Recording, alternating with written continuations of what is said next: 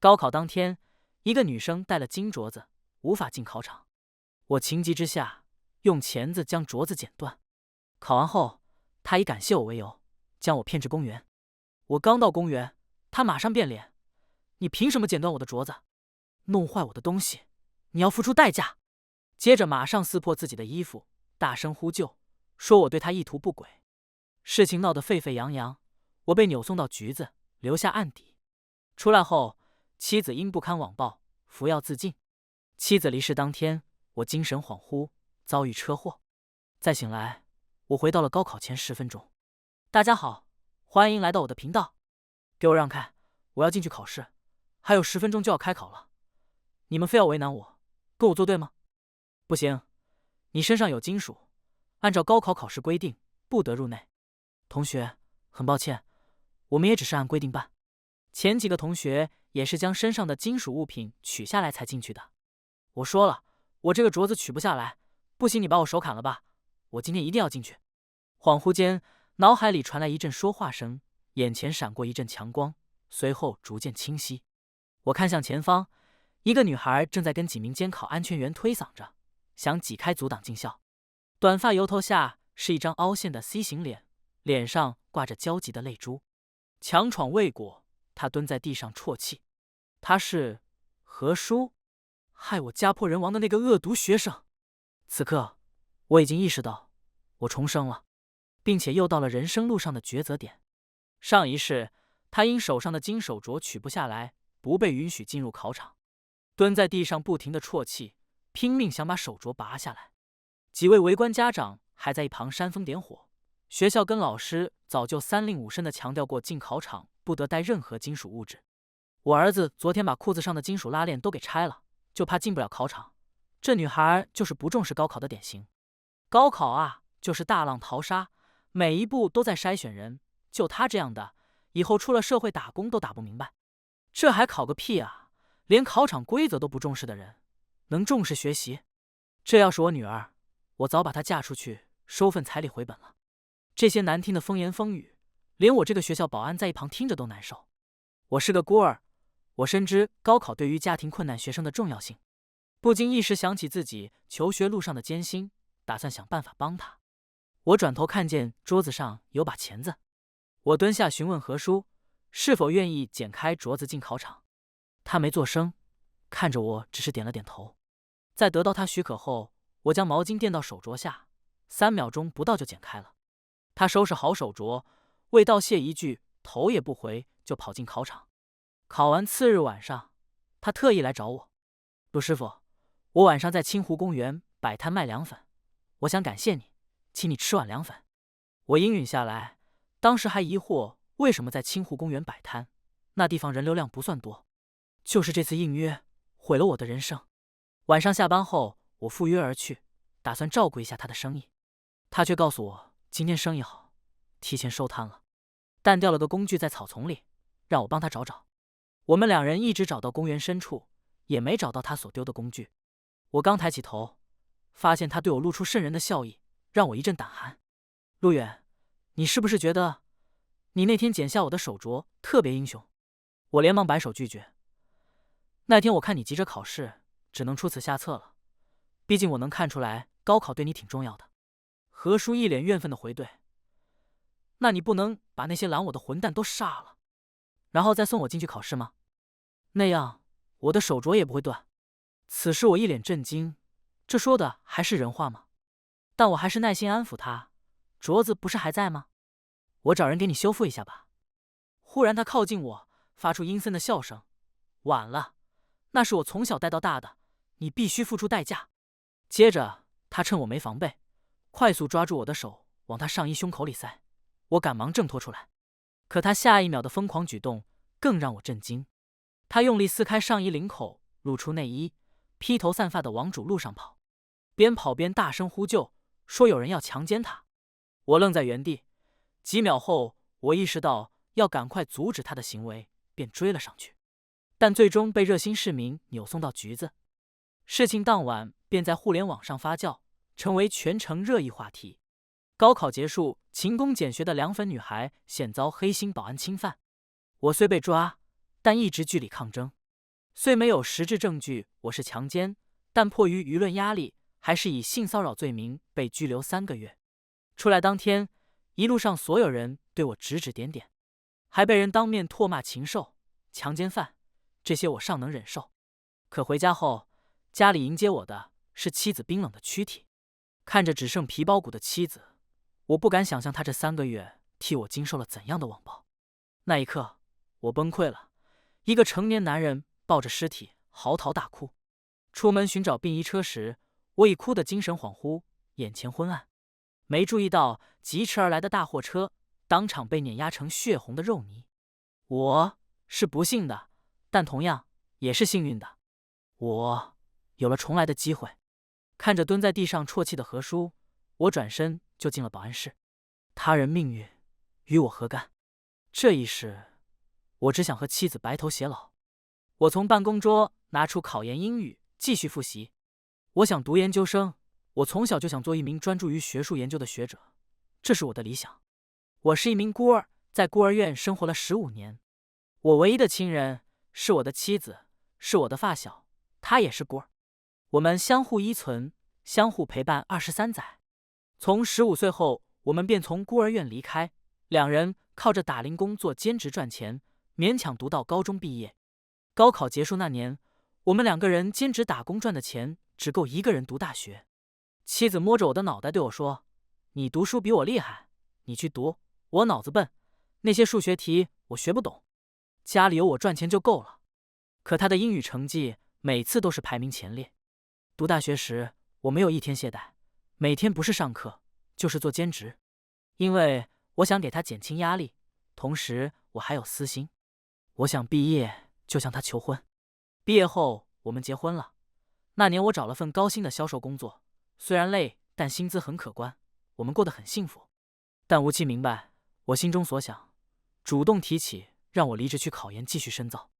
我考虑再三后同意了，毕竟我们这些年的积蓄，吃喝用度的话够用了，也并无贷款压力。我找了份高中保安的工作，能够一边工作一边复习，2不误。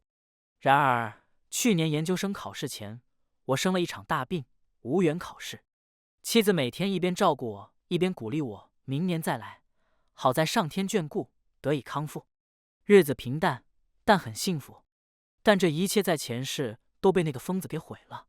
妻子倒在地上的场景，我历历在目。这一次，我一定不会重蹈覆辙。我原以为这次没有多管闲事，我跟何叔就不会再有交集了。但显然不能用常理去推断他。高考结束当天下午，何叔路过保安室，阴森地质问我：“那天上午你为什么不帮我？你桌子上明明就有一把钳子，你当时给我剪开，我就能赶上语文考试了。因为你，我少考一门语文。我要是没上本科，都怪你这个冷血的人。”何叔死死盯住我，那眼神恨不得冲上前来掐死我。我隔着一段距离都能感受到他身上的寒意。这个女的很邪门。我也没有退缩，语气冷淡的回复：“那天又不是只有我一个人没帮你，你为什么非要跟我说阻拦你进考场的也不是我？”他有些语塞，不知如何反驳我，牙齿咬得滋滋作响。你家里肯定很惯你吧？名校毕业，求轻松来当保安，像你这种家庭条件优越的名校大学生都这么任性吗？凭什么我就不能拥有这些聪明的脑子？富裕的家庭我统统没有。你看着我们这些穷困差生，你肯定很有优越感吧？何叔的表情很吓人，就跟上一世在公园一样瘆人。我不想跟他有过多交集，哪怕是多说一句话，我直接将窗户关上，转过身去。那天最后是蓝衣服的消防小哥来帮他剪断的镯子，但为时已晚，迟到考生不得进入考场。而且从他刚才的言语中，我有个大胆的猜测，他不是因为我剪断了镯子而报复的我。晚上我值班，巡视完电箱情况后，前往食堂冷库巡查。之前食堂冷库曾发生过盗窃，所以学校要求我们每晚要进去巡视检查。冷库不算小，我打着手电摸索进去检查。正当我走到头，准备转身出来时，咔吱一声，冷库的防冻门发出一声沉闷的声响，门从外面锁上了，我从里面无法打开。我用力踹了几脚，纹丝不动。冷库里零下15度，大夏天的，我只穿了一件短袖，在里面不出几小时便会冻死。我拿出手机尝试拨号呼救，可完全没有信号。仅10分钟过去，我就感觉身体有些僵硬。正当我准备暴力破门弄出动静时，腰上的对讲机传来声音：“路远，路远，你人在哪？怎么还没回来？”我紧紧握住对讲机，像是抓住了救命稻草。片刻后，队长将我救了出去。回值班室的路上，我稍加思考，大概就猜出是谁了。十有八九跟何叔有关。我近期只跟他发生过冲突。队长一路上骂骂咧咧的，谁这么大胆子，敢把人关冷库里？这性质不就是故意杀人吗？我们去调监控。保安队长是个50多岁的大叔，在这里干了10多年了。我刚来的时候对我照顾有加，有几次家长持刀找麻烦，他都把我护在后面。上一世我被诬陷拘留时，他来看过我，并在外面为我奔走相告，可惜人微言轻。管监控的兄弟轻车熟路的就调出了食堂路段的监控，那段时间只有3人经过，队长还有一个身形鬼祟的女生。虽然视频分辨率不高，但还是能看清人脸。是何叔。当我确定是谁后，队长冒出声音：“这个女娃我有印象，她之前是隔壁复读学校的复读生。隔壁学校是寄宿制，全住校的。听说是她宿舍的女生说她 C 型脸长得丑，排挤她。好多女生跟她发生过冲突，动过手。学校给她换了好几个宿舍，结果换的当晚就被赶出来了。最后没办法，我们学校没宿舍，就转到我们学校了。何叔自己传的谣言说是那边的复读生想把其他同学心态搞崩，少一个竞争对手，他好欺负，所以被赶出来。”我发出疑问：那边都是复读生，都是冲着学习去的，哪会有那个勾心斗角排挤人的经历？那真相只有他自己知道了。结合上一世的何叔的举动以及白天的对话，我不认为何叔一点问题都没有，说不定他是做了什么常人无法理解的蠢事。队长当即就带我去找学校领导汇报此事，为我主持公道。欺负到我的人头上了，我们现在就去找校长。就在我以为能够将何叔绳之以法时，事情并没有像我预料的那样发展。校长听完我们的陈述后，气得把桌子拍得滋滋作响。毕竟学校在他治理下出现人命，那可是要掉帽子的。但看完视频后，他却沉默了。这件事报不了警，我们的监控视频没有直接证据能证明是他关的冷库门，而且刚高考结束，马上中考后还得招生，不能给学校带来负面影响。队长愤愤不平地追问：“那这件事就这么算了？要不是陆远运气好，他就得折在里面，他才23岁。”校长连忙安抚：“王师傅，陆远，我一定给你们个交代。明天我让那坏学生的家长带着他来给你们道歉，出口恶气，同时也给你们保卫科这个月奖金翻倍。只希望你们不要把这件事扩大，影响学校整体的声誉，还望以大局为重。”队长还想帮我争辩几句，我连忙劝下了他。校长显然不想把事情闹大，队长为我出头，得罪校长不值得。而且这段监控的确无法给他定罪。次日下午，我尚在睡梦中，就接到队长电话，让我去学校一趟。还未到校长办公室，就听到里面传来一阵尖酸女声：“今天找我们来是给何叔发奖学金的吧？非得耽误老娘打麻将的时间发吗？不能给我送到家里去吗？还有，前3年的奖学金记得也要补给我们，补现金，不然我去举报你。”刚进办公室，就看到校长的脸色有些难看。哟，奖学金还有2名保安专程护送，看来不少吧？起码得有个1万吧？在校长办公室里，咋咋呼呼的是一个披头散发的大妈，浑身散发着烟味。何叔低着头站在身旁。这个女人就是何叔他妈。我虽然没见过，但上一世也听他们家附近的居民说过，没有正当职业，孩子也是稀里糊涂来的，成天泡在麻将馆里。嘿嘿，既然人都到了，那我就说正事了。何女士，你女儿何叔昨天晚上差点害死这位保安。话音刚落，一连串含骂量极高的骂声就出来了。星号星号星号星号星号星号，凡事要讲证据，你别以为我们娘俩好欺负。接着又厉声质问我：“我女儿害死你？我看明明是你个臭保安想睡我女儿，这才污蔑她吧？我女儿可是准大学生，一条看门狗还不配。”何母态度极其嚣张，队长站到我身前：“这位家长，请你注意你的态度，要不是我及时救下陆远，你女儿现在就在牢里。”何叔猛然抬头，眼神恶狠狠地刺了队长一眼。何母口齿伶俐地回怼：“你管我什么态度？有本事拿证据出来，论讹人！你们还不够格！”我站上前去：“昨天晚上何叔去食堂冷库把我关在里面，这是事实，有监控。要不是因为他刚毕业，我们早报警了。你们敢看监控吗？”我看向何叔，他眼神躲闪，不敢直视我。没等何母做出选择，校长顺手就在电视上把监控放了出来。监控还没放完，校长就给关了。这位家长，冷库门前的视频我就不放了，算是给彼此一点退路。听到这话，我心里暗自给校长点了个赞，不愧是老油条啊！没有切实证据的事，硬是让他们以为有了。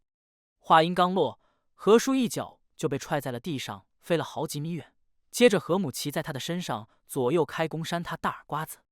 MD， 天天就给老子惹麻烦是吧？还特么被监控拍到，老娘可没钱替你赔。我们几人就静静的看着，也不阻拦。他犯的过错，真将他送局子里也不为过。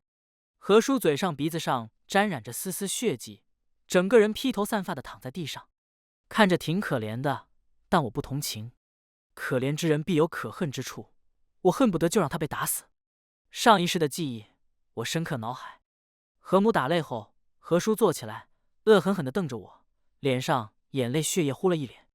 我毫不怀疑，此时如果他手上有把刀，他会立马捅过来。接着在校长的要求下，他带着哭腔道了歉，装作一副梨花带雨的模样，心底指不定想着什么坏心思。队长拍了拍我的肩，安慰我他只能做到这一步。他知道我是孤儿，这些年走过来多般不易。自我来后，把我视作半个儿子，时常照顾我，替我出头。正巧我准备回家时，碰见几个学校的学生跟我打招呼，我便借此机会向他们询问何叔转校一事。一问才知道，他在隔壁复读学校时，大家晚上在宿舍会挑灯夜战。他不想学，但是又看不得别人学，不知道抽了什么风，就撕其他同学的书，拿冷水浇别人。是个人都忍不了，自然跟他发生了冲突。学校给他每换一个宿舍都是如此，只能将其转校了。转来我们学校之后也不安分，3天2头跟同桌同学发生冲突。班主任为了照顾转校生，安排全班第一的学霸跟他同桌，促进他进步。可有一次，数学老师布置几道数学题作为课堂测验，他的同桌做得飞快，可他一个都做不出来。当时不知道发什么神经，站起来就把那个男生的卷子撕了，还想用笔扎人家太阳穴。当时嘴里还谩骂着：“谁让你做这么快了？凭什么你能拥有这么聪明的脑子？”自那以后，再也没有人敢跟他同桌了。班主任只好将他放到黑板前单独坐，班里也没有同学敢跟他交流。我听完几位同学的叙述后，大感震惊。我上一世以为他可能遭受排挤或霸凌，没想到全是他自己做的。很明显，他有非常大的心理问题，嫉妒别人脑子比他好，想毁了别人。看见同学学习，自己不想努力，还破坏同学学习，嫉妒比自己好的所有人。经历过此事后，我意识到不能再一味的被动，要找个机会反击。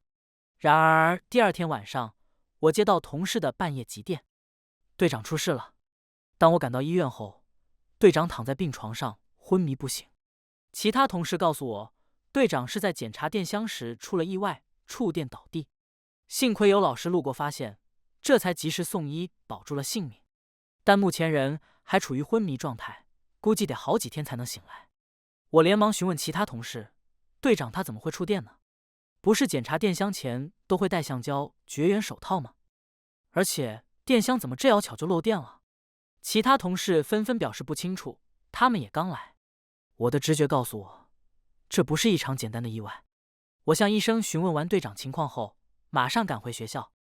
我先是查了监控，在队长巡查电箱前半个小时，有一个黑影背对着监控把电箱打开，不知道放了什么东西，但那人遮得严严实实，看不清是谁。接着又把橡胶绝缘手套取下，鼓捣了一阵后离去了。我将绝缘手套检查了个遍，最后在几个手指头处发现了问题。手套被人动了手脚，每个食指和中指处都有一个极其微小的洞，不仔细看难以分辨，但就是这几个洞导致队长触电。我虽看不出黑影是谁，但根据最近几天的事情，我心里已有猜测。但我没证据，只能先行回家谋划反击。我刚到家门口，却见到一片狼藉，满地的垃圾，蓝色的大门上泼满了红色的油漆，墙上还刻着一句话：陆远，你老婆真润，这么好的老婆，还是泡在福尔马林当标本好。我瞬间暴怒，眼底就差冒出火焰，但我此刻还残存些许理智，我颤颤巍巍地给老婆拨去电话。铃声没响一秒，我的内心犹如千万只蚂蚁在撕咬，嘴里不自觉念叨着：快接，快接，快接啊！我不停地在楼道里来回踱步，就在我情绪即将失控时，电话那头终于响起老婆的声音：陆远，怎么了？我上班呢。我眼眶泛红，哽咽半天，愣是没有说出一句话。陆远，你说话是不是出了什么事？电话那头声音有些焦急。没事，老婆，我爱你，我也爱你。接着我跟老婆说了家门口的事情经过。听完后，老婆跟我说，她出小区的时候倒是见到一个女生提着垃圾和桶进了小区，而且那个女生盯着她看了很久。因为大家都是把垃圾丢到小区门口，哪有往小区里带的，所以她有点印象。在安抚好老婆后，我去小区门口的便利店查了监控，果不其然，又是何叔这个疯女人，阴魂不散。动我可以，动我老婆不行。我老婆是我的底线，既然威胁到这个程度了，我就算是做恶人也在所不惜。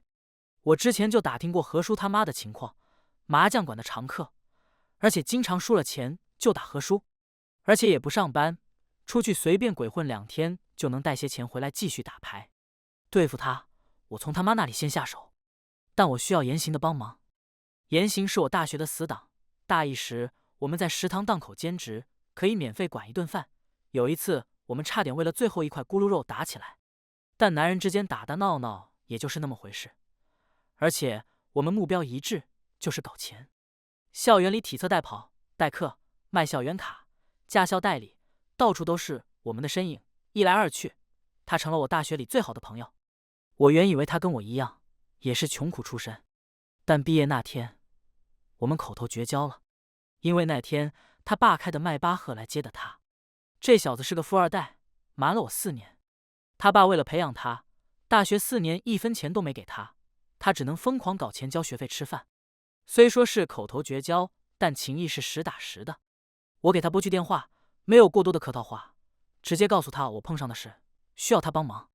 电话那头传来一声慵懒的声音：行啊，事成之后给我做顿咕噜肉，当年的那块咕噜肉被你抢了，这个仇我可还记得。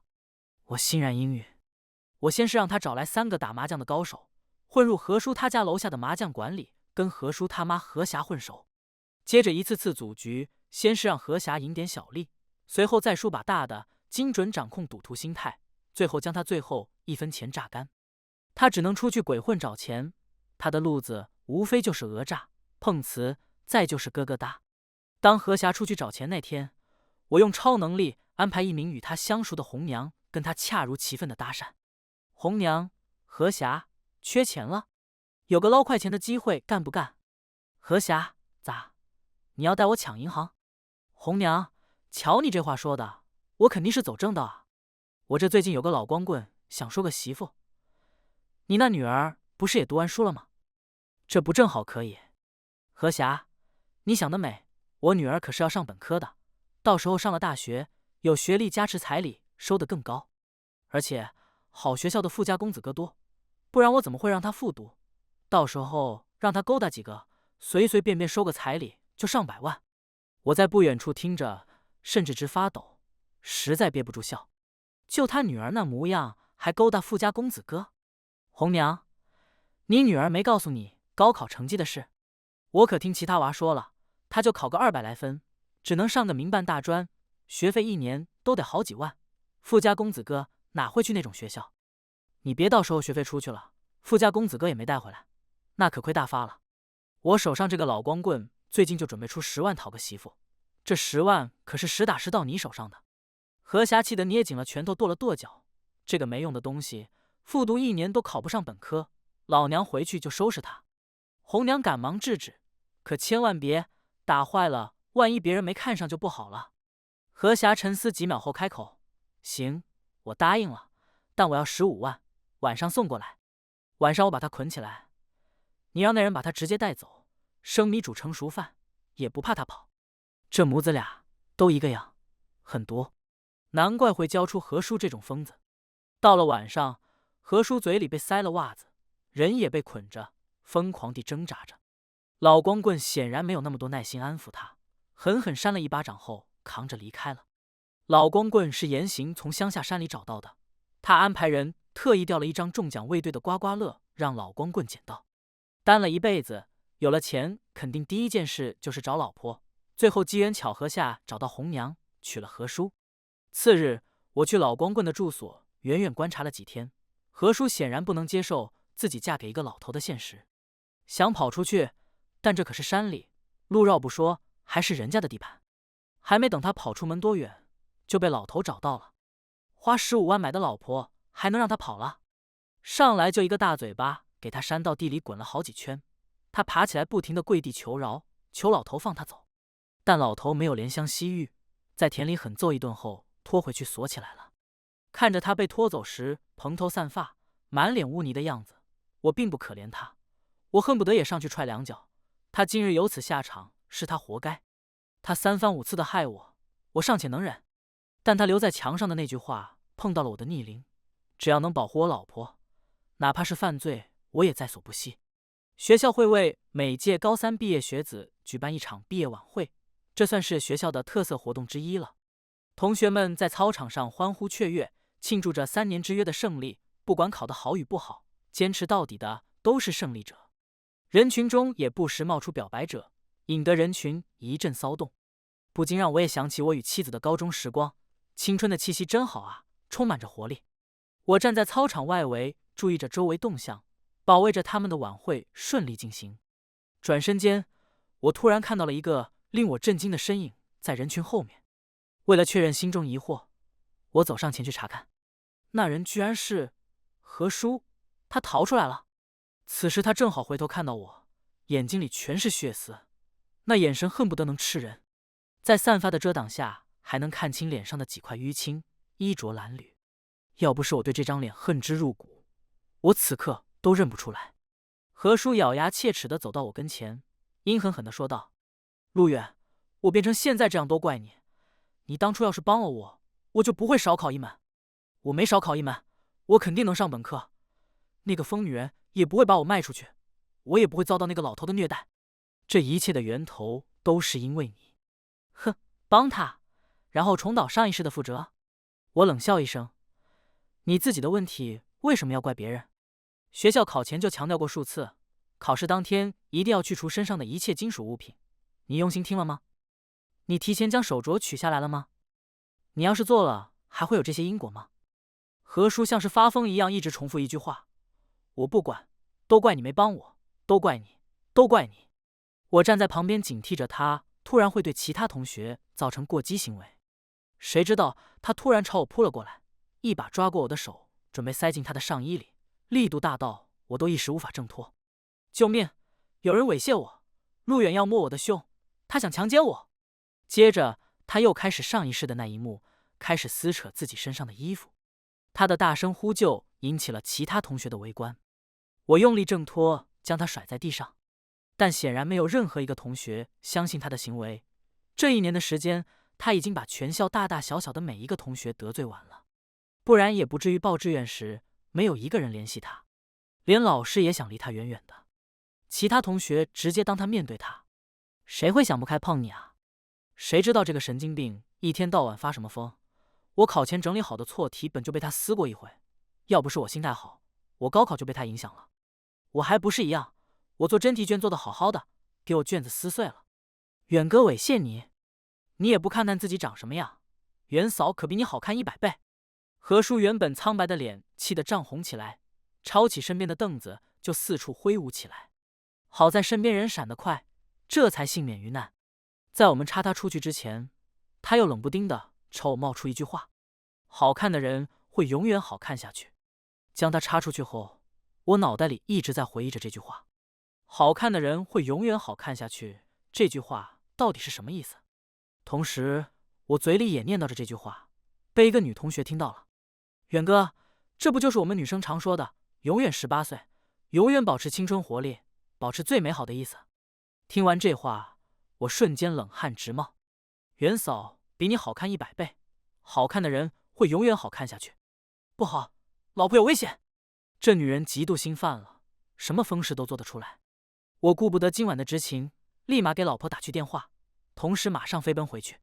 老婆此时正在家里，跟我汇报一切平安。我悬着的心刚放下来，突然，老婆告诉我门口有动静。我在手机上看到家门口的监控里显示有人，是何叔。他脸上露出疯癫的笑容，冲着监控笑，腰间还揣着把带血的西瓜刀，2只手正拿着铁丝对着我家锁眼鼓捣。这个女人已经疯了，我不敢保证她打不开我家门，只能催促着妻子躲到卧室，把门用柜子堵死。同时我报了警，然而大门还是被她打开了。我只能祈祷老婆能在卧室里多撑一会儿。当何叔发现卧室门抵住推不开后，居然开始向卧室门口纵火，试图用烟把老婆逼出来。此刻我距离家还有500米，监控视频线也被他拔掉了，我失去了家里的情况。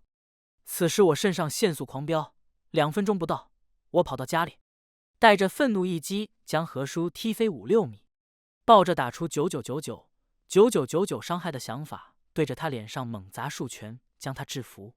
接着赶紧扑灭明火，将老婆救出。老婆除了受到些惊吓，并无其他。随后何叔被警察带走了，但当晚还是出了一桩命案。何霞死了，被何叔杀的。何叔在来我家的路上恰巧碰见何霞回家，他恨死了这个将他卖给老头的混蛋，于是从水果摊上顺了把刀，将何霞在家里了结了。然而他手上的命案不止这一条，那个老光棍老头也没了。何叔为了逃出来，趁他睡着砸碎了他的脑袋。经过调查，电箱触电和冷库关门他也承认了。那天他听到是队长救了我，就起了歹心。他晚上将一只死老鼠扔进电箱，随后又钻破手套，最后故意让队长清理老鼠时触电倒下。好在队长不久后苏醒了，身体并无大碍。何叔经鉴定有心理问题，但案发时并未引发精神问题，于是被提起公诉。但在审判宣告前，他就被监牢里其他狠角色彻底逼疯了，只能送往疯人院，这辈子都出不来了。出生于这样的家庭本不是他的错，但他的问题在于他的嫉妒心毫不收敛。他嫉妒所有比他好的人，并想毁掉，嫉妒我的学历，嫉妒同学的努力，嫉妒别人的家庭。次年，我通过努力考上了梦寐以求的研究生，妻子在我的鼓励下也参加了当年的高考，并顺利被录取，而且我们还在同一个学校。言行听说我考上研究生后问我，还缺兼职搭子吗？我回了个白眼表情包。全文完，感谢您的观看，每天上新精彩故事，喜欢就订阅吧。